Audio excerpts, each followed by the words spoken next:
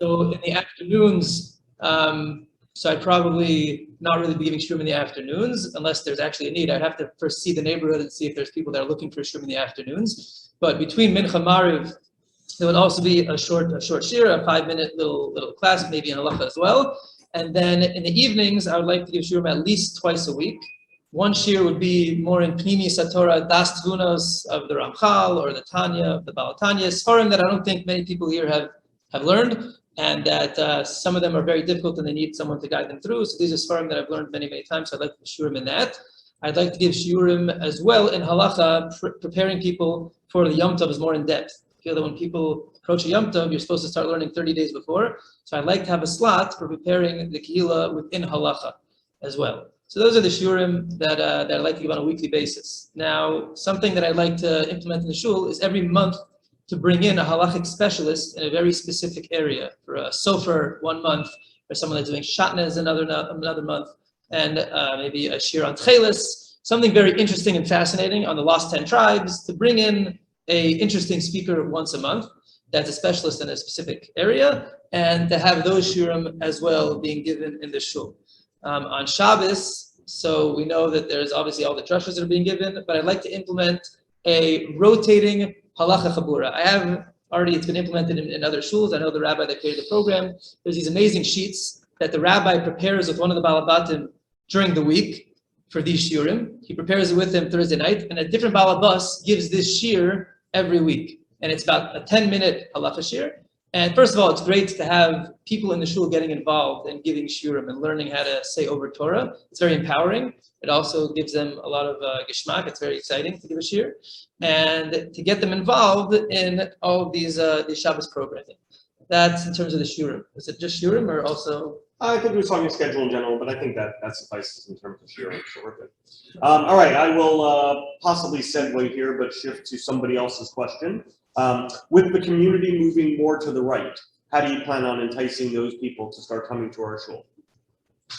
So at the end of the day, the bottom line is it's going to be Torah and Tefillah are what bring people to a shul. However, Young Israel does have an amazing advantage over any other shul in the entire neighborhood, and that is the facilities. We have a lot more space than any other shul, and that speaks most to the women and to the children than anyone else. Many shuls do not have a good Ezras Nashim. So first of all, we'd have to be getting the women involved. That's also the Rebbitzins' forte, is creating women's programming. And I myself would like to give a women's shir once a week, in terms of the shiurim that I also missed, once a week or maybe once every 2 weeks, but definitely to give shiurim to the women and to get the women involved in the shul, to have an active nesheh that doesn't only have Torah and shiurim, but also has women's events, which I know Young Israel actually already does very well, but to get kind of the new element of the neighborhood involved. So I think the shiurim will do that. I think having a young Rebbitzin that will be involved in social and speak to these women and go to the events. So I think that's very, very much going to help recruiting the women into the shul. There's a lot of men in the shuls that maybe they're looking for other shuls and a younger rav in town. And I know that in many other neighborhoods when a young rabbi comes in town, so people do like to give him a try, like to connect him. So I definitely think that the youth helps, and I think that will definitely be an organic draw that's going to bring people into the shul, but creating also a vibrant kids program. The fact that we have the space to create a very, very amazing kids program is going to be a very serious draw. When I spent my 2 months living here in the community, there were multiple people that I met walking in the streets, or I met at different shuls that say, "Oh, I'm going to daven Young Israel today." And I said, "I've never seen a Young Israel." And they said, "Yeah, my wife's making me go because they have the best kids program, or they have the most space." So you see that even though maybe they weren't as into the davening yet, but they wanted to come because we have something here. We have a very, very impressive building. And when we have the shiurim and the Torah and the davening that's hopefully going to match, so then it's not just going to be a place that they want to bring their kids and that the wives have a little more space to sit, but it's going to be a shul that they want to become a part of.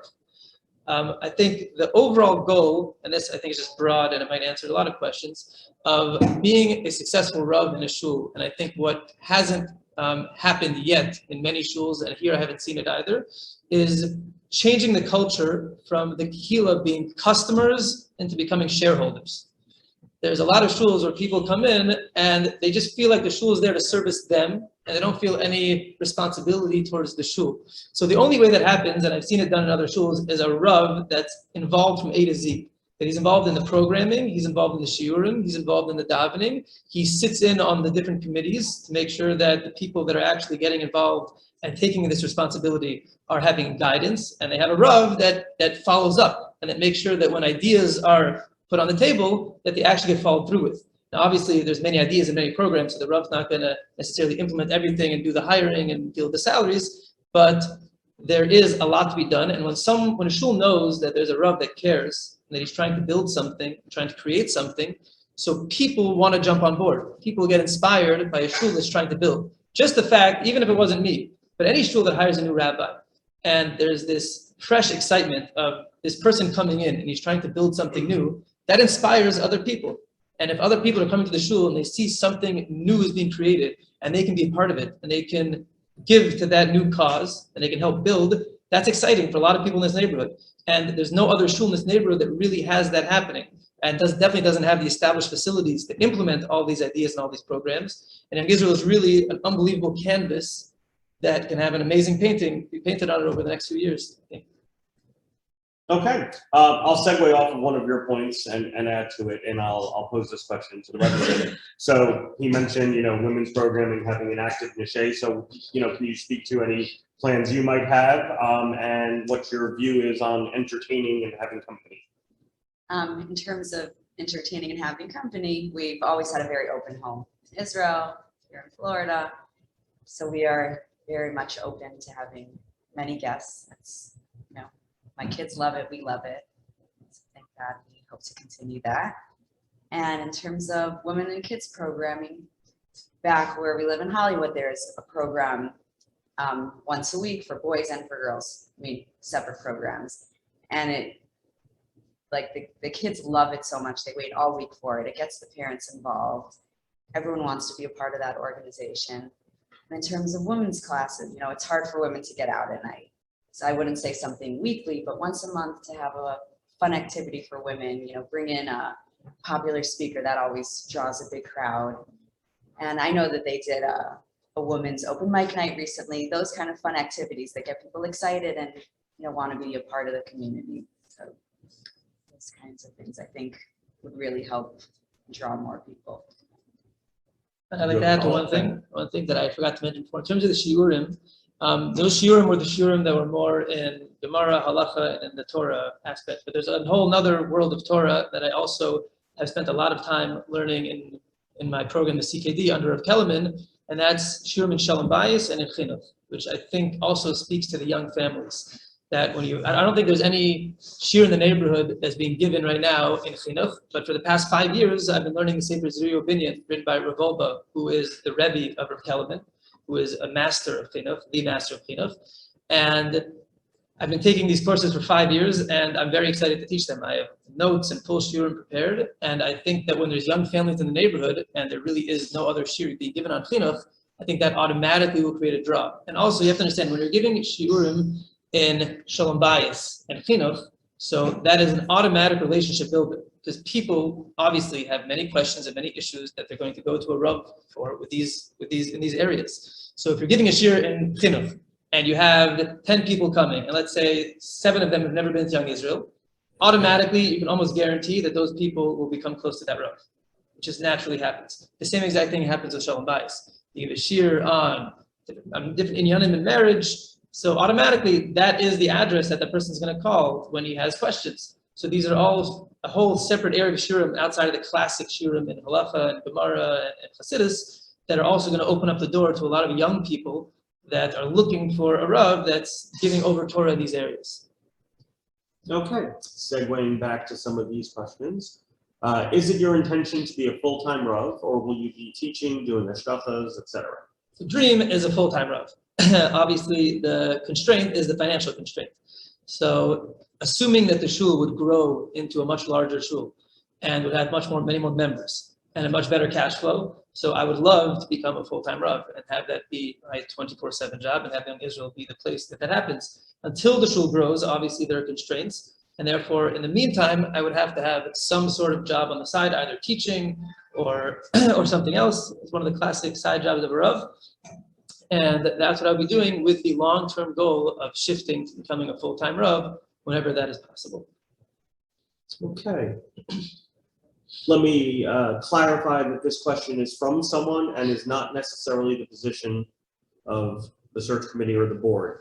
Would you be willing to accept a one-year contract initially with a 3-year option on renewal if both parties are in agreement?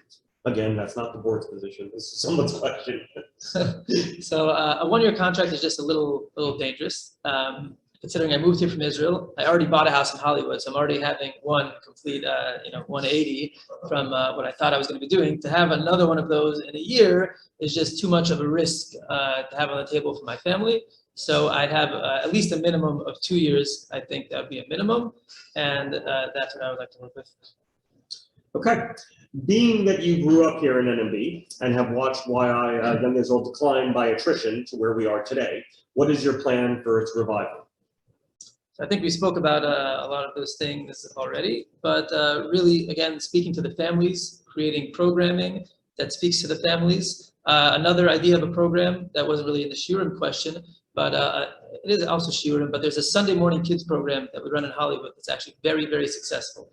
And what is it? It's that we have a late minyan, it's the 9 o'clock minyan, and everyone brings their children, the whole family. And we have a full children's groups so that the wives get to sleep late and get a break after a long, very busy Shabbos. And then after the minyan, the rabbi gives out source sheets. Everyone learns for 20 minutes. And then the Rav gives a shiur for about 45 minutes. We have a 2.5-hour program in the morning where the wives get a break. The husbands get to come and learn. It's an amazing way to start a Sunday. And that's something that, again, even people that aren't necessarily automatically connected to shul yet, that's a program that will draw people from the entire community. Everyone wants to learn. Everyone has a bunch of kids up and running around in the morning that they need someone to be taken care of. And their wives just had a very busy Shabbos. So this is an unbelievable program that I would like to implement here as well. And that's just another idea of ways to bring people into the shul. I think, let me see if there's anything else. I have a sheet here about my vision for Young Israel. So I just want to make sure I'm covering. Well, actually, that was one of the questions that I was going to ask broadly, so I'll throw it to you then. So just kind of overall, try to give everybody a sense of your vision and maybe specific things you plan to implement. Okay, so a few other specific things is something that I don't think had been done here in the past is giving shiurim in people's houses. Once a month, a barbecue with mashke and the chaims, creating a matziv that has singing and a shiur. Someone call it a kumzitz or for praying, things of that nature in people's homes, because the shul is a very nice place to learn and it's beautiful, but there is a whole different atmosphere, either in individuals' homes and in the community or in the Rav's home. To host things in my home is something I'd very, very much like to do.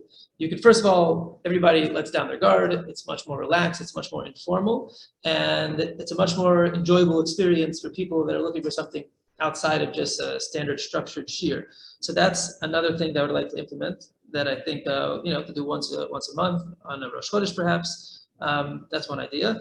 Another area that the shul definitely has to work on, and then we'd have a committee for this, is improving the davening, is getting people more involved in the davening. But there's a whole culture that needs to shift, and obviously the rabbi has to set the tone. But the answer, just having more singing, doesn't work if no one else is singing. So obviously the entire idea of what tefillah is and how people daven and how the shul would like to daven, and obviously bringing in young blood will definitely assist in making that happen. But there has to be a plan to implement. We have to know who the chazanim are that can actually bring the davening to life. We have to get them more involved, realize that they have a responsibility to the shul and to the kehillah to help improve the davening. Again, shiurim and davening. But the davening itself is a whole avoda that sometimes the Rav says, I do halacha and I teach Torah and that's my job. So I would very, very much try to get involved in the davening, trying to improve it in any way possible. And obviously it's an avoda, and we would try different things, and eventually, Bezrat Hashem, we'd find something that would work. Another big idea that I think the shul can definitely benefit on. Again, speaking to the fact that we have the competitive advantage of large facilities, there is a great opportunity for strategic alliances, relationships. There's many different organizations down here in South Florida. South Florida is booming, not just in the population that's moved to NMB, but in the cure world it's booming, and also in the other Torah programs. For example, just to throw an idea out there, the Lighthouse Project, I don't know if anyone's heard of it, but Michael Ben Melech moved to North Miami Beach. He's already spoken to me about hosting shiurim here, and if they bring in a musician or a singer, so they're looking for a place to host these things. So Young Israel, if it offers to host these events. So first of all, it brings in natural foot traffic. And it's a Young Israel event also. And these are events that Young Israel can sort of piggyback on because we have those facilities. We can create those strategic alliances. Also, there are Shabbatons that many kiruv organizations run, and they're always looking for a shul that can host. And many shuls are too small, or they can't host the meals, or they don't have a kilo that's willing. So we have to put ourselves out there and become a base for different programs and Shabbatons that want to get involved. And you have to understand that that brings life to a shul. Even though those people obviously don't become members necessarily, but it brings life to a shul, and the entire community comes and is mechazik and joins. And the last program something that is maybe long-term, but who knows, I'd like to implement is, there's an amazing program called Partners in Torah. It's really based out of Detroit, but there's 10 of them all over America. It was started by the head of the board of directors from my old kollel, Gary Torgo, in Detroit, and it's probably one of the most successful programs that Detroit has in terms of teaching Torah. So what is it? They have a community of Balabatim that are B'nai Torah, which North Miami Beach happens to be a beautiful base for that. And they bring in, and they partner with the Jewish Federation, and they create chavrusas with non-religious Jews and the religious community. And every Tuesday night, they have about 400 people that come to this event, almost as big as NMB Avos Upanim. Amazing. And everybody comes here and they learn. And not only that, it changes people's lives. The shul where people learn, once these people want to start getting closer to Yiddishkeit, they start davening there. It actually has grown the shul into a massive shul, the shul that it began in. And it's just a beautiful program for a community. So these are things that are outside the general structure and blueprint of just, we focus on our shul, and kind of broadening the scope of Young Israel is not just a shul, it's a Torah center, it's a tefillah center, it's a place that can house other programs as well. So it just brings a lot more life into a shul, and that's definitely what we need here. As someone who has attended several Lighthouse Project events in Highland Lakes, I can attest to the fact that it's a great program over there. That would be great to bring it here. All right, I'm going to open the floor to the folks in the room here for questions, as well as the people on Zoom. If you people on Zoom have questions, please post them in the chat. Just kind of, yeah, and just kind of raise your hands, and I'll call on you in order. And to the Rabbi and/or Rebbitzin, just once the question's asked, repeat the question for the people on Zoom so that they can hear it, because the microphone here really only picks up in this direction. Okay, one more, maybe one more point that was mentioned in terms of the recruiting and the growing the shul. So where I've worked for the past 4 months, I worked for an unbelievable person who's really a tzaddik, and Rabbi Smith is an unbelievable man. He's built programs from scratch multiple times. Again, like I said, he's a one-man show, building a mikvah, started a preschool, has a base medrash, and built a community of 30 families from scratch.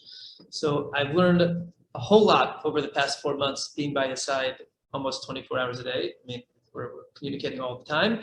And I've seen how he has a model where he builds from scratch. He doesn't ever walk into a program that exists and then gets it bigger. He always starts from nothing. And how he does it is it's a grassroots movement. He reaches out to people individually. Anytime someone new walks into the shul, his goal is to get that person's number. And when there's an event, he will text that person. He will get them on the WhatsApp group. He will get them added to the email list. That's his goal when he sees a new person. So having a rabbi with that attitude, which would be my attitude, is something that is a very big game changer, because people come to shul every day, and very often, and I've had this, you can go to shul for years and almost have no contact with the rabbi. So to have a rabbi that's actually coming up to you, and that's texting you, and that's letting you know about an event and saying, oh, we missed you last night at the shir, that changes the whole perspective of what the Rav is in a shul. And that's someone that people want to be connected to. So to have this rabbi in the ivory tower, that doesn't work anymore in the new model with the young people and what they're looking for. They're looking for a relatable rabbi, and a rabbi that's involved in their lives, and a rabbi that reaches out to them. Because unfortunately, they don't feel like they necessarily need a rabbi, and they're not reaching out to you. So that's something that I've seen the rabbi that does it par excellence. Rabbi Smith is probably the best I've ever seen at that. And that's something I definitely intend to do here as well. Great. All right, opening to the floor. Anyone have questions? I have 2 questions. Go I for don't know if I should do it together or you'll come around. Just do one at a time. First of all, thank you for coming. Pleasure to see you. Who do you turn to for advice? If you needed to answer a question that you maybe didn't have an answer to, who would you turn to? Great question. There's 2 rabbanim that I turn to regularly. And the primary Rav is my... I'm sorry, just repeat the question. For Oh, people sorry, I on didn't hear. The question was, who do I turn to for my shilas that are above my pay grade? Or if I need to go up to a higher level, who's my Rav, essentially? So I have actually a few Rabbanim for different areas. When it comes to chinuch and shalom bayis, I go to Rav Kellerman. Rav Kellerman is an expert. He's counseled hundreds of families, and he does this 24 hours a day. And this is his forte, and that's what I go to for those shilas. When I have a shaila in halacha, so there are really two addresses. One is my Rabbi Yossi Stillerman. He is the Talmud Muvak, the primary Talmud of Rabbi Yitzchak Berkowitz, who is the Rosh Hashiva right now of Esha Torah and also of Jerusalem Kollel. So he was learning under Berkowitz for 15 years. He wrote all of Berkowitz's Sfarim, and I go to him with many of my shailas. I learned under him for 5 years at the CKD. He was the Rosh Halacha Chabura at the CKD, at the Kollel that I've learned it for the 5 years. And he's also a Rav of his community, and that's someone who I turn to very often. If the question is difficult for him, so the amazing thing is that he has unlimited access to Berkowitz. He's his primary Talmud. So a lot of my questions, although I don't ask them directly, they get sent to Rav Berkowitz, and I get those answers back. Another Rav I ask for much more, I guess, bigger questions that are more pikuach nefesh related questions or questions about shul security and broader questions. I go to Rav Asher Weiss, who obviously is a massive posek and huge Talmid Chacham and a tzaddik in Israel. And he basically is the address for many of the large young Israels in America. And for these very big questions that you need to go to someone that's kind of has this much larger view and a much more eagle-eye perspective. So then I go to Rav Asher Weiss for those questions. So those are the two Rabbanim, I guess, I first start with my personal Rebbeim. If I see that the questions are difficult ones that need to be asked to bigger people, those are kind of the top that I try to go to. I'll just follow up on that then. So what would you say is your personal process? Like if any of us came to you and asked you a question, what would be your process, your position? Would you say you're more Mekil, more Machmir? Like how would you approach questions from, the young Israel Chaver? Okay, very good question. So I think first you have to know the shoel. When you learn halacha, you learn that the vast majority of halacha is not black and white. A lot of it falls into gray. It happens to be that, it's funny, that's when you're learning halacha and you're focusing on the gray. There is a lot of black and white, let's put it that way. The Mishnah Berurah and the Shulchan Aruch cover, I'd say 80% of halacha is covered very simply, and a lot of questions will have a very clear, obvious answer. However, the areas that are gray, so you have to know the shoel, you have to know the area of halacha that you're in. Different areas of halacha have a different posture. In some areas of halacha, the goal is to be mekel. Like when it comes to Hilchas Nida, so Mater Yishma Baila, the goal is to be mekel. When it comes to Hilchas Shabbos, so it depends. If you see that the community is lax in Hilchas Shabbos, so maybe they need chizuk in Hilchas Shabbos. It depends on which room of halacha that you're actually in. And I think the most important thing is having shimush from a Rav. One of the things that we did very, very well at the CKD is, unlike just being in a kollel where I'm learning for 5 years, the goal of the kollel was to produce Rabbanim.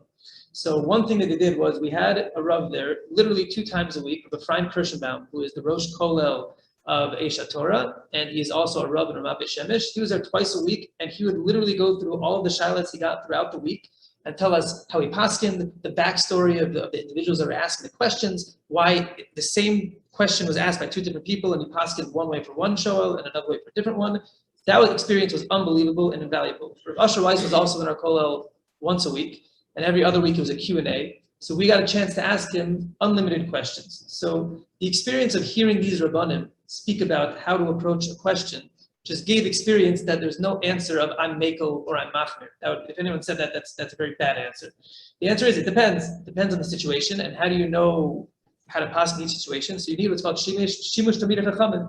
And I had that for 5 years, not only under those 2 Rabbanim, but every day. My Rebbe was there, Rabbi Yossi Stillerman, who was, as I mentioned, the Talmud Muvak, the prime Talmud of Rabbi Yitzchak Berkowitz, sat by him for 15 years. He had more shimush than anyone I've ever met. He literally was right by Rabbi Berkowitz's side for 15 years. So every halacha we were learning, everything that I had smicha and nida, Hilchas Shabbos, Isser Beheter.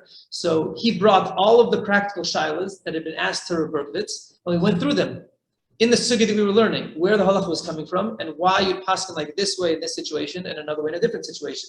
So halacha is really a living organism, and the more experience you get under Talmidei Chachamim that have been around the block, and the more you've asked your own questions and seen them get upgraded and how the halacha process is carried out. So that's something that I think in the 5 years at the CKD at my kollel, I got more than anyone. And not only that, another thing that they did at the CKD was they brought in Rabbanim from all over America. Anytime a rabbi was visiting Israel, Rav Kellerman was calling and making sure that they would make a stop at the CKD.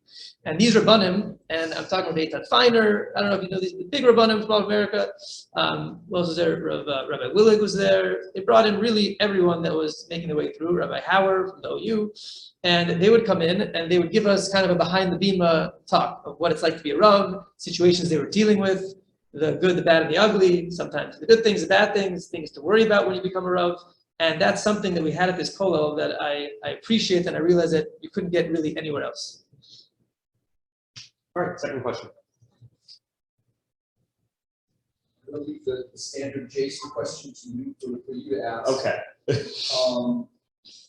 So, Rabbi, Young Israel has been a place traditionally because of Rabbi Lehrfield, for weddings, gets, and conversions. We still get a lot of people to inquire. I was here in the office just the other day, and somebody came in and was looking for information about where to go and who to see. And people are sent here from other shuls in the community. People are sent here from other countries. That particular person wasn't even from here. And I just wonder what we would do with some of those kinds of inquiries, and how would we manage that, whether we take that stuff on, or as we have been doing lately, referring them elsewhere. Very good question. Something amazing has happened in the Jewish world in the past, I'd say, 30, 40 years, is that there's been such a boom in Torah learning and such an amazing revolution with the kollel system, is that there's become specialization within areas of halacha. There are individuals that have become specialists and experts in Gittin and experts in Gerus, and organizations that are willing to accept the responsibility of conversion, and they've been through many, many conversions. They have that experience. They know what's involved, and they also have a stamp that's recognized in every other country, and in Israel in particular, which is very, very important to have a proper conversion when you go to Israel. So in this day and age, although a rabbi that moved down to South Florida 50 years ago, so he really had to be a jack of all trades and do a little bit of everything, now there's the ability to pass some of these questions, some of these issues on to these specialists and organizations that actually specialize in these areas of halacha. And in my opinion, it's much, much better. If you have a Beis Din that is specializing in gerus, there's nothing better than that. They're making sure that the person's taken care of, they have the experience, they know how to teach it, they've seen gerus that have gone wrong, they've experienced different individuals and how to judge the character of the person. So to have a Rav that's in a community and that a ger comes once every 5 years, it's not a good situation. It's not an ideal situation. It's not bad, but it's not ideal. So in these areas that you mentioned, which there are specialists and there are organizations that are built around these areas of halacha, so I would definitely have a Rolodex. I would try to help and be involved. If the person lived in the community, I would definitely see them through the process and help in any way that I can. I would be very much in communication with these organizations and making sure that things are being taken care of properly. And I would be the kind of go-between, but I don't think I would see the person through these processes when you have these organizations that specialize in it. So he mentioned Jason's question, so I'll ask it in Jason's name. What are your thoughts and or position on shul security? Of course, it's essential, absolutely important. There is the area where shul security meets halacha. So that's when the rabbi has to get more involved. But for security, obviously, we defer to the police department, and for security organizations that tell us the threat levels and what we should be doing to keep the shul safe.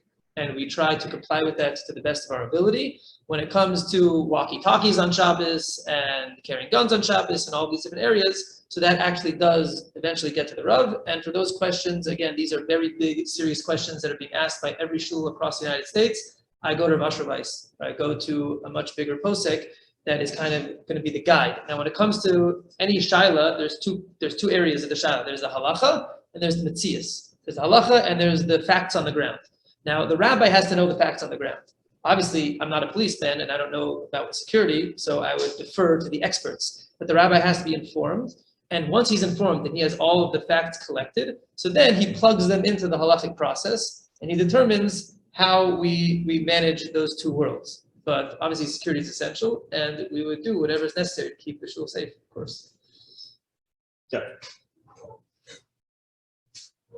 You have some people that need dancing during tefillah, and we have other people who are anti-dancing during tefillah.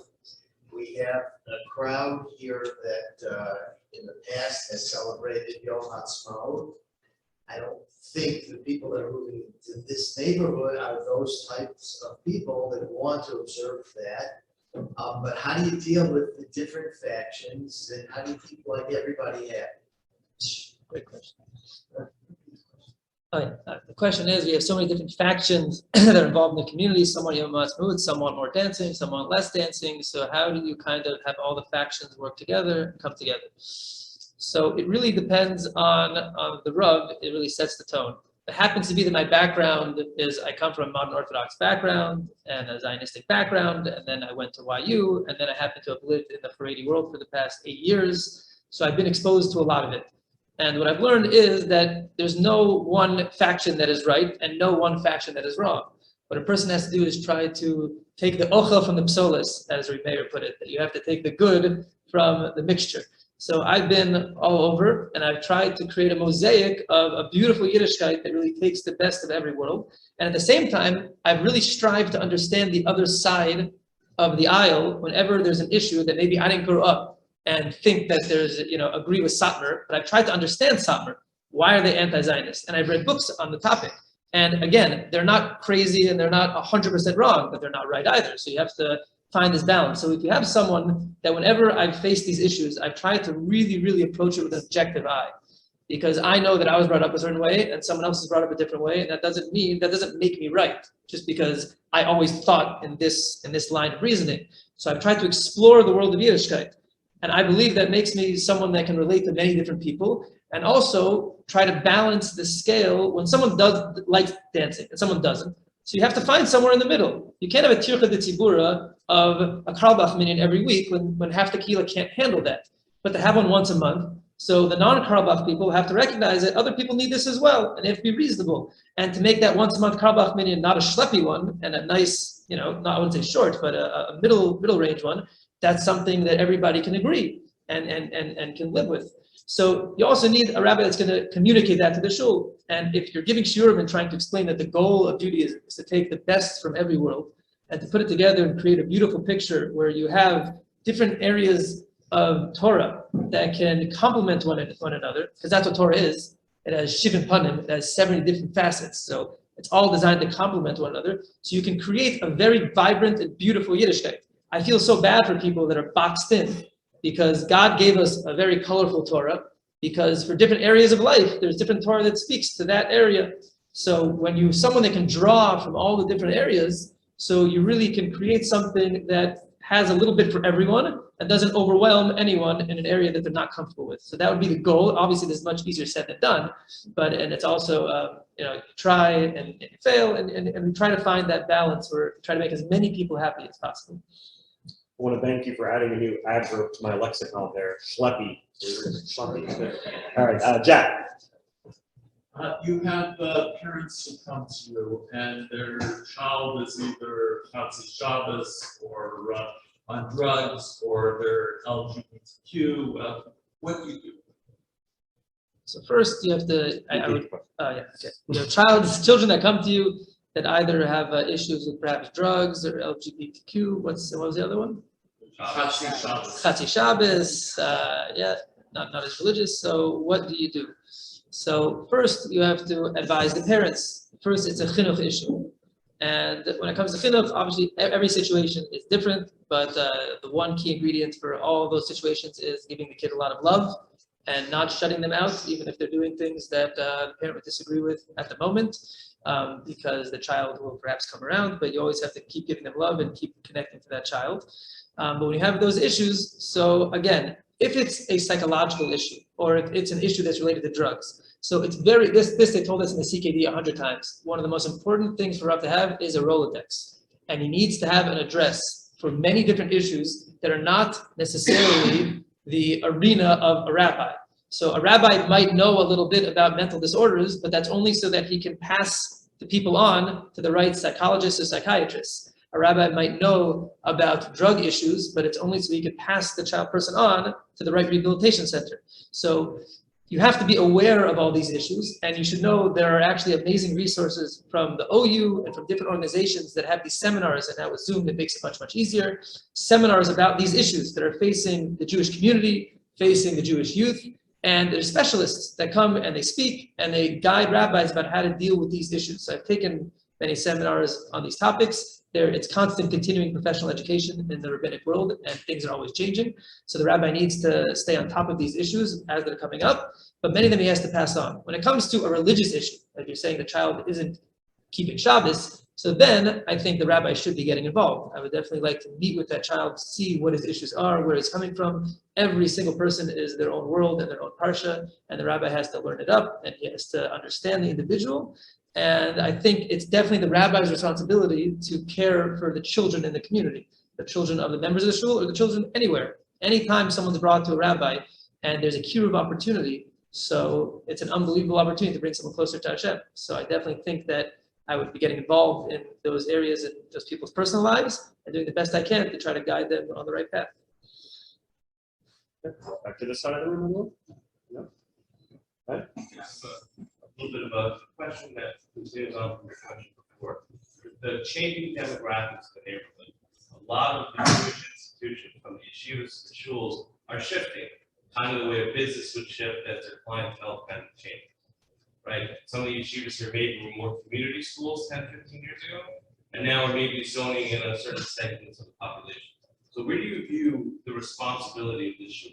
Is it to the people that are here, 50, 60 families, and maybe the families to other shuls that are getting pushed out a little bit with the changed demographics? Or are we in business? We got to appeal to whoever makes us grow and succeed.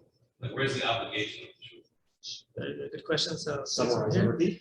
where is the obligation of the shul in terms of the changing demographic of the community? Are we trying to cater to the 60 families that are obviously the foundation of the shul as it exists today? Or are we trying to become a business and appeal to the new clientele that can come into the door? So it's a very good question. And the answer is that I would love Young Israel to be the shul where you feel like everyone's welcome. There are people that like a shul that is only, again, in the box. Everyone is exactly like me. But when you move out of town, you have to understand, all those people that left New York to come down here are running away from New York, right? They don't want that in-the-box experience anymore where everyone has to fit into a cookie cutter. People love out-of-town shuls because they're people wearing blue shirts and pink shirts and white shirts and black hats and kapatas and shtreimers. And if you can have a shul that is an address for all of those people, where you have a vibrant davening and a welcoming community, and it's the friendly shul, it's the nice shul, it's the family shul, the wives are welcome, the kids are welcome, and that's also an experience that you might not get at other shuls, having more of a family orientation. So people that are trying to get out of New York love that out-of-town feel. So to become the shul that really tries to cater to both, I mean, that's the ideal, is catering to both. And obviously, you're not going to get the people that are closed-minded because they're saying, I'm not davening Young Israel, because they say it's tefillah for the Medina. So, okay, they maybe aren't the right fit for our shul. Baruch Hashem, there's a lot of families in the community, and there's enough neshamas, I feel, to go around. So we'll get the people that are open-minded, that want to expand their horizon, and like I mentioned, to explore Yiddishkeit for all that it has to offer, and not to focus on the box. And the people that want to be in the box, you don't want them in your shul if you're a Young Israel, because you're just going to cause a clash. And those 60 families will not only feel that the shul has shifted, but they'll feel unwelcome. And there will be a very unfriendly feeling going around in the shul. So you don't want that. So I think, like I mentioned, there's enough people that want an out-of-town shul. And Young Israel would be that address for those families. Rabbi, do you have a picture? I do. Just in case. Never know. Any other questions? Rabbi or Professor Zuli, I can put either of you on the spot. Either of you? No?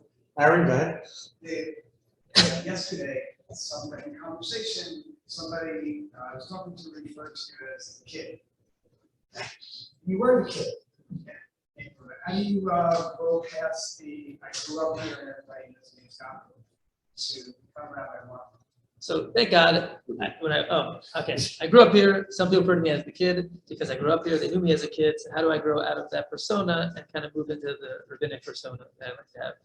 So first of all, Baruch Hashem, I'd say 80% of the community was not here when I was a kid. When I walk around, so I don't recognize the vast majority of people. But those that did know me as a kid, so when you see where the person was and where they've gone, and hopefully I think I've been on a very nice trajectory. So people say, hopefully they say that I want to attach myself to that. The person's moving in the right direction, and they're learning Torah, and they're connected to Hashem, and they enjoy their tefillah, and they're giving shiurim. So if they come and they participate, I think automatically their perspective will shift. Obviously, the first time I walked into shul for a brabba, so they saw me when I was a kid, and then they saw me come in for a few holidays, and now suddenly I'm the rabbi up there. I don't blame them. It's very hard to shift that perspective.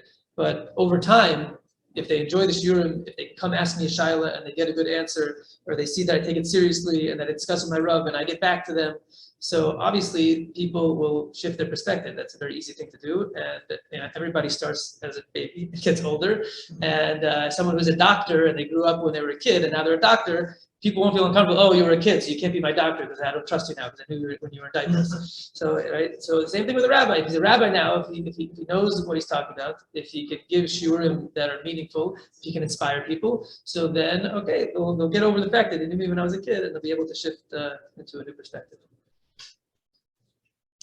Thank you.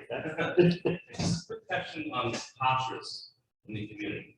So slowly over time, kashrus has changed a lot in South Florida. As you grew up down here, it used to be the real Wild West, and then slowly you had the KM, the ORP, getting more serious, getting more solid, and now people rely on it. But over the past few years, we've seen popping up a lot of different charities, from the ones that are more global type charities that are leased out down here to the smaller mom and pop type charities. I noticed recently there was an event here where one of the restaurants that sponsors was not ORB or KM. I'm not saying that's right or wrong. I'm asking you. What do you feel? Like as the Rav, would you say, hey, we have to support the community organization. We want someone to come and sponsor in the shul. It has to be KM or ORB. Or are you more in a case-by-case situation? So kashrus is a world that has two facets to it. There's the politics and there's the halacha. So personally, again, I haven't been living in Florida for more than 3 months, so I haven't really got my feet wet in the politics yet, and I hope not to have to too much. But you have to know what's what, which things are politics and which things are halacha. That's first of all. Second of all, this I think goes back to the Rolodex. There's individuals down in South Florida that personally that I know that work in kashrus, that specialize in kashrus, and kashrus is much more about what's happening on the ground and in the kitchens and with mashkichim than it is that what's written on the papers and on the standards of each kashrus organization. So first of all, you need to be in touch with people that are on the ground, that have the practical experience, that know what's actually happening in the kitchens. So first of all, if I become a Rav B'Shul, that is almost the first thing that I would do is have a sit down with these individuals and tell them I need the full story, the good, the bad, the ugly, everything, and you figure out what's happening. Then you have to figure out with those individuals in the kashrus organizations, are there politically sensitive issues? And maybe there are halachas behind them as well, that they don't want this hechsher moving in because they know that they're lax in this area or that area. So the Rav has to be aware of which hechsherim are legitimate, which are not. And usually when it comes to actual hechsherim, he doesn't make that decision on his own. He speaks to experts that are working within kashrus. He tries to find an objective opinion that he trusts, that will give him all the information. And then the rabbi will make the ultimate decision, obviously. He doesn't go to them to make the decision, but he needs to get the metzias and the facts on the ground. So for that, you have to turn to them, and then I think the rabbi will make a decision. So I can't obviously speak or say anything yet, but that would be the mahalach that I would take. I need to expand on that a little bit, if I may. So because the facility is larger and more accommodating than some other shuls, we have the occasion to have other events take place here. And when those simchas come, they may not be related to the congregation of the shul. So I don't know if you can take those questions one at a time, if that grows to be something that's much more regular, where people are using the social hall, renting the facility. A Rav can't possibly deal with every single simcha, and so I think to answer that question, you have to have some position about where we stand so that you can't, because otherwise you take 10 calls, a day just about that. Yeah, no, so what I was referring to is that at the beginning, you'd have to learn the facts on the ground, and then we would have to make our policy. These hechsherim are acceptable, and these are not. Yeah, I'm saying, but the beginning was more the research that would lead to that conclusion is not something that I would just throw off the cuff and say, these are good because I heard they're good, and these are bad, I heard they're bad. There's a lot of research that's go into that. People's parnassas are on the line. Different organizations, restaurants, and caterers might have one hechsher, not another, so you have to be very sensitive, and there has to be a lot of thought that goes into a decision like that. But once a decision is made, so you can make decisions on what's acceptable, and it has to be revisited. Sometimes hechsherim are good for a few years, and then they can decline. Sometimes there's a hechsher that doesn't have its act together, and a new rabbi comes in and changes it around. So a rabbi has to always be on the cutting edge of what's happening in the world of kashrus, and for that, again, usually turns to a specialist that works in the field of kashrus full time, and that's where he gets his information. I noticed yesterday, for example, Shalashus, someone brought their own food in. There's got to be a policy of, I know the policy here for many years was nothing from the outside could be brought in to the shul. So I've seen more and more people bringing in their own food in shul. So what is, So that's clear that you can't have people bring in food into shul just because you have to have a blanket rule, and then there's how to enforce that. So again, I didn't know, people bring in, but it needs to be enforced. Shul security. We have enough people in shul that are packing with guns. So we get the guy with the gun to go up and tell them, excuse me, but drop him. But yeah, so that's what you have to do. And no, that would be a clear policy. That's I think in every shul, every Orthodox shul in the United States has that policy where you cannot bring in food from home. And if you do, it would need to be bought from a specific, place. It needs to be sealed. Obviously, that would be the only way that someone who brings in, I don't know, obviously bring in like cakes or something, and you see the hechsher, that would be a different story. But to come in to Shalshus and bring food from home, that's not acceptable. Any more? All right, this is Marmor. So what do you make of all this? Oh, that's not good. Broad question. Yes, well, I want to give you, we've heard very little, so I want to give you the opportunity to share with us your impressions of the community, you can hear a little bit, your impressions of the shul, the endeavor that you're successful that you're about to undertake.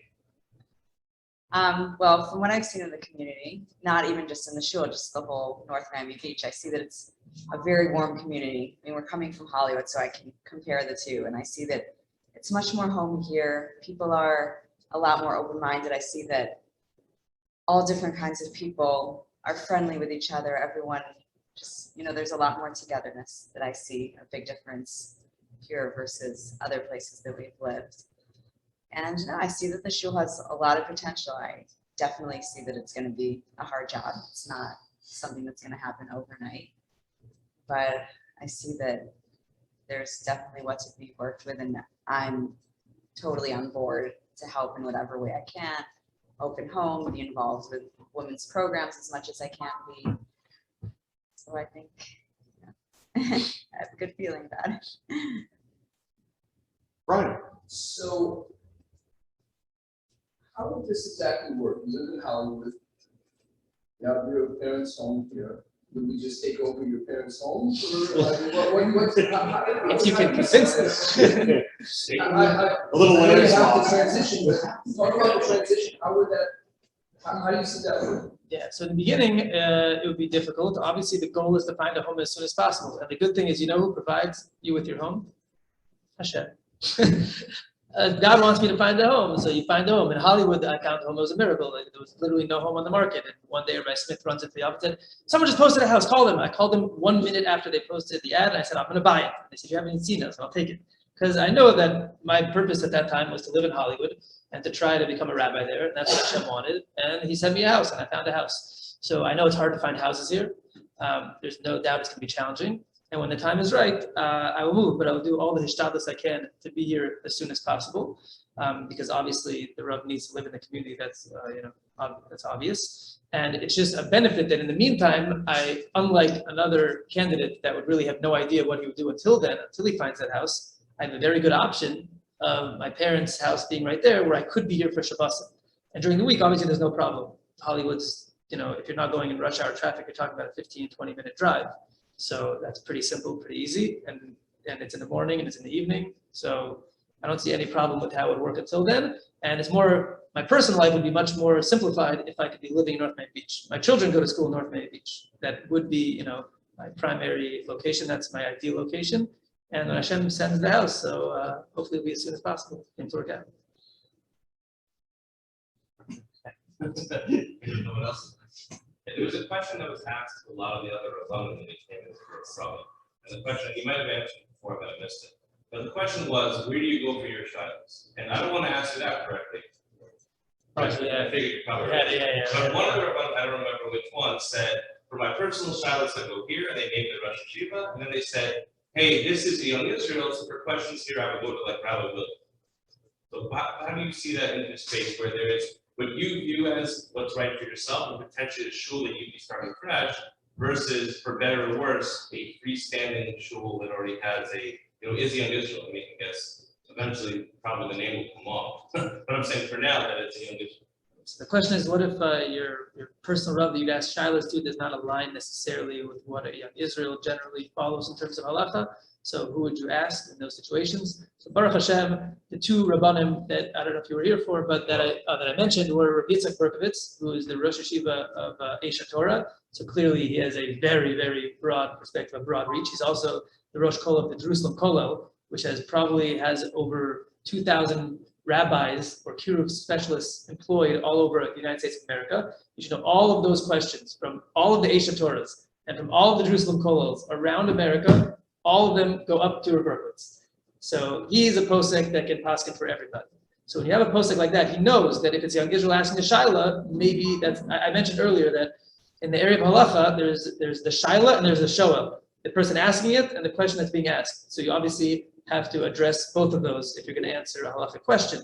So you have to have a rabbi, and most experienced rabbanim that aren't stuck in one tiny box understand that there's broad perspectives, and they know how to answer the question based on the community that's asking the question.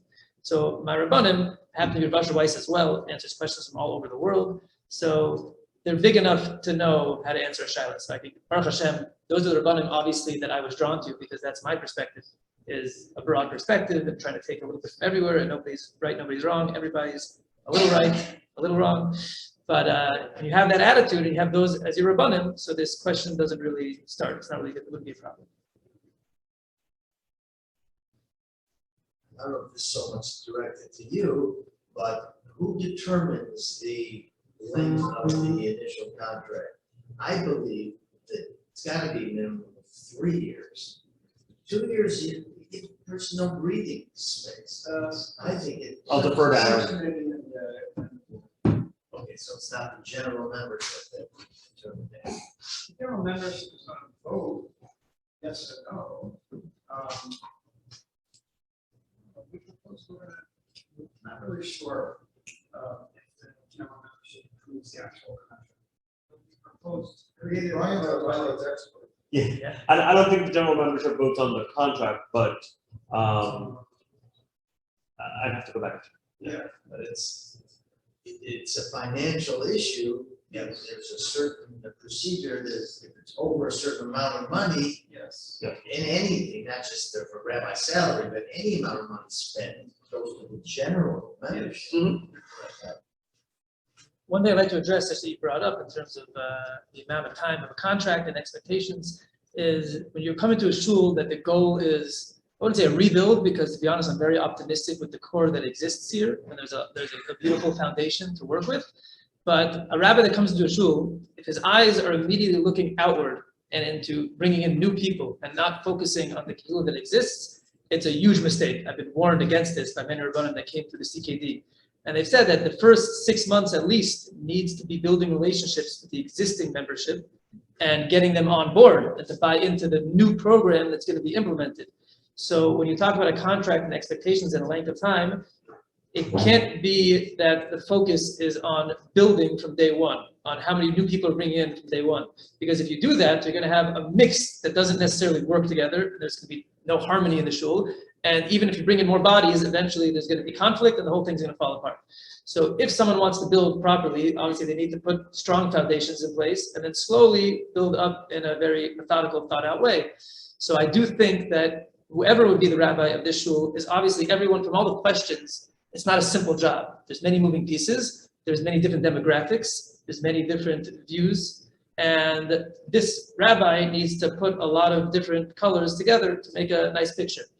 And I think that takes time if it's done properly. You want to just throw a bunch of paint on, so you can do it very quickly, but that would be a big, big mistake. So I just hope that the board and membership and everyone recognizes that there needs to be a slow and steady process, and there needs to be a slow and steady build. And even if the numbers grow slowly but steadily on an upward trajectory, that's much better than having them fly up and then crash back down. So the slower you move, the better things get, but obviously you try to move at as fast a pace as you can, but you have to find that balance. I just want to say that we wouldn't know anything about putting it together quickly and having it fall apart. You wouldn't know anything about that. It's happening. Forgot about that. We don't talk about that. Brian, that's sarcasm. Dr. Benson. One of the good things about your background, not only that you're a rabbi, you have a financial background. So for the show, with this financial statement, supposedly you will also be able to be financially able to direct us besides again. You have that background that will help quite a bit. Absolutely. I definitely think the financial background will help. I would definitely be a rub that would sit in on any board meeting that has to do with finances to know what's happening in shul. I would express my opinion, but I know when you're working with the board of directors, so there's a board and there's committees. So obviously there's individuals that are taking the reins there, but I think the rabbi should definitely be involved in those areas. And I definitely have my opinions on finances and how to spend it to invest and to generate long-term growth and long-term returns. If there's an attitude where we can't spend any money because we don't have it, so you can't build a company like that. You have to invest and you have to see that there's areas that the investments are positive and have great potential for return, and there's bad investments, but you have to invest. So we have to focus on what's needed, and Baruch Hashem, there's access to very cheap cash right now. So shul has to be willing to put in money to generate money. And if you bring in people from the community and you make people happy and you have programs that are successful, people give. And not only that, you should know, it's just a fact, because I've worked in an organization for about 5 months now and I'm very involved in the finances there. New Yorkers know how to give. It's just a fact. In New York, there's Baruch Hashem, there's a lot of money in New York, and there's a culture of giving. So the best thing that happened to Florida was a lot of New Yorkers moving down. Not that Florida people don't know how to give, but there's an amazing amount of philanthropic activity that takes place in the Northeast, and that culture has been brought down here. You can see with Toras Chaim, Toras Emes, a lot of the organizations are starting to become much more active in fundraising because there's much more money down here, there's much more people down here, and there are givers. And all you need to know is how to tap into them, how to build relationships with them, how to provide services for them and get them to become partners in the shul, and then you can spend and you can grow. And right now in Florida, it happens to be, it's a great time to invest. You already missed the housing market, but in the shuls and in the not-for-profits, if you invest now and you attract those new people that have just come down, you'll have enough money for 100 years. Say one last question. We're a little over an hour already, so one last question. Sorry. No, it's good. Good. I just wanted, I don't know if I want this to be the last question, but I wanted to continue on that for a minute. So, as a business, the facility has an opportunity to generate revenue.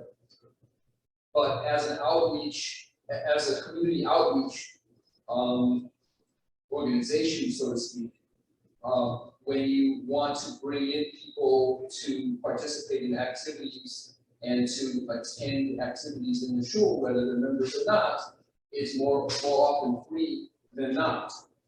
So how do you balance that kind of thinking when the shul needs money, and so we should be charging, but we'd rather have people have activities and have people in-house just to have them here and hope that they become members? Great question. The question is, how do you build with free programming to bring in new people, while at the same time making sure that the shul can pay its bills and bring revenue. So when you have a program and you charge $18 for the entry fee, so you think you're making money. So what I've learned in these past 4 months in running a lot of programs in Hollywood is that those might cover your costs, but everyone that just came to your program feels that they paid you and now they're absolved of any responsibility towards your organization. In Hollywood, it happens to be Beis Mordechai is a unique model. Everything is free. We have not charged ever for the entrance to anything. But let me tell you, when we have a crowdfunding campaign and we have all the emails and the contact information of all those people that came to those free programs, they give. Beis Mordechai, a tiny little shul with 30 families in a community, raised $360,000 6 months ago in their crowdfunding campaign. How do they do that? So it was by not charging the $18 entrance fee. Now that's not to say that there's no place for $18 entrance fee. Okay, maybe there's certain programs that it might work for. I'm not giving like a blanket that we're never going to charge, but that has to be taken into account that when you have individuals that feel like they're getting benefit from programming and their kids are enjoying it. I run a program, MTC. It's a Tuesday night kids program where we learn for 20 minutes, basketball for 15 minutes, and pizza for 10 minutes. And the kids love it, absolutely love it. Parents are texting me, I want to sponsor something. Give me something to sponsor. They can't wait to sponsor. We wanted to launch an Abu Sabanim. Somebody volunteered $10,000 to launch the Abu Sabanim. Their child was in that MTC program.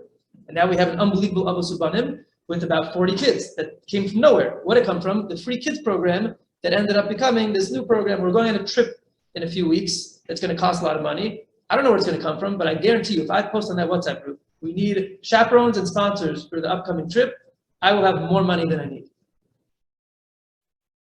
That's something to keep in mind. So I said that would be the last question, but I lied. I reserved the last question for myself, but it's not really a question. It's more kind of a lob over the plate. So first of all, I want to kind of open the floor to you. If you have anything that you think wasn't covered here that you think is important to cover. And then secondly, this is kind of your last opportunity to sell us. So give us your closing arguments. Closing arguments. Very nice. So the closing arguments are that a shul today is not what it was 30 years ago. It needs to have dynamic programming. It needs to have a rabbi that's involved in everything from A to Z. He's not just a posek, but he's involved in, ideally, in the finances. He's involved in the kids programming and the adults programming, and obviously as well in the halacha and the shiurim. Now to do that, obviously, ideally, he should be full-time, and that's why my goal and my dream is to devote myself fully to whatever shul I, Bezrat Hashem, can become the Rav of. But you have to be involved in all of the different facets. Now, North Miami Beach happens to be an amazing canvas, like we mentioned. The shul has beautiful potential.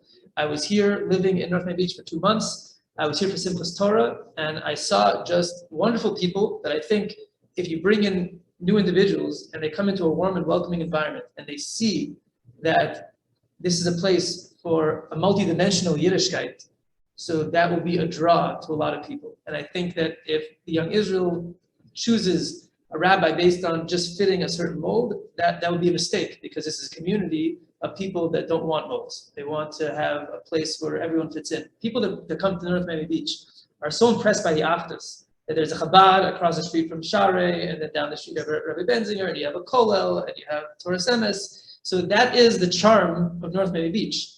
There just happens to be no one shul that really is all that charm in one building, but you feel it in the community. So to become the shul that can be that one-stop shop, and that speaks to the families and to all the different membership. And again, there will be many people that will stick to their home bases and don't want to leave their comfort zone, but there's many people that do want to leave their comfort zone and that are looking for something like this. And not only that, but the Torah that I happen to connect to and to teach is Pnimius. It's a deep Torah, it's a relevant Torah. I try to take that deep Torah and plug it into our lives in Shalom Bayis and Chinuch in different areas. And I think that's something that speaks very much to the youth, to the younger generation. If you know what's happening in New York with Moshe Weinberger and Esha Torah, and Rabbi Yossi Zakatinsky with the Kehillah M'Vakshe Hashem, there's unbelievable movements that are being created from this Torah that really enlivens a person's Yiddishkeit. They recognize that there's a lot deeper meaning behind the things they've been doing, and they start connecting to it. When you have Torah like that, so it can change the game.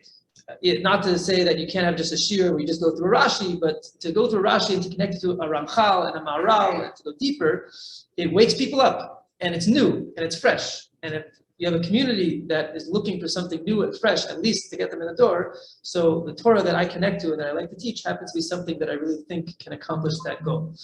And the last argument is everybody knows they're looking for a younger rabbi. The one thing that I'd say North Miami Beach doesn't necessarily have is a young rabbi. That obviously the advantage is people connect to him. And people are going through the same struggles. They have young families. The rabbi has a young family. He can guide them on what he's going through and help them and give them the Torah that they need and relate to them. So that is also something that naturally, Baruch Hashem, I can bring to the table. Awesome. All right. So we'll hear from the jury next week. Our vote will be scheduled for next Sunday. And I want to thank Rabbi Yaacov Naamah Marmor for participating in the program of the Shabbos. Thank you very much. Thank